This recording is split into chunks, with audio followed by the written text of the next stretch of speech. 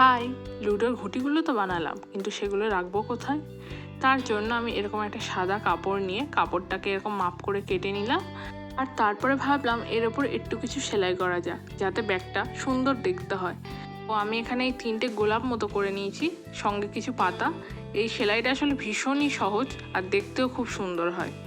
বিভিন্ন রকমের ডিজাইনে এমব্রয়ডারি করতে আমার ভীষণই ভালো লাগে। এটাও কিন্তু ছবি আঁকার মতো আমার কাছে একটা রিল্যাক্সেশনের জায়গা।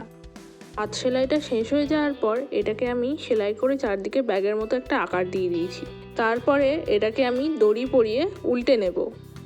দড়ি পরিয়ে উল্টে নিলে আমাদের ব্যাগ কিন্তু রেডি। এর পিছনে আমি আরও একটা জিনিস করেছি, সেটা হচ্ছে কাটাকুটির ছক।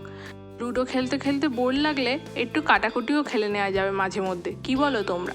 তো আমার ব্যাগ রেডি, এবার ঘুঁটিগুলো এর মধ্যে ঢুকিয়ে নেওয়া যাক। তো আমার এই ব্যাগের আইডিয়া তোমাদের কেমন লাগলো আমাকে অবশ্যই জানিও কিন্তু।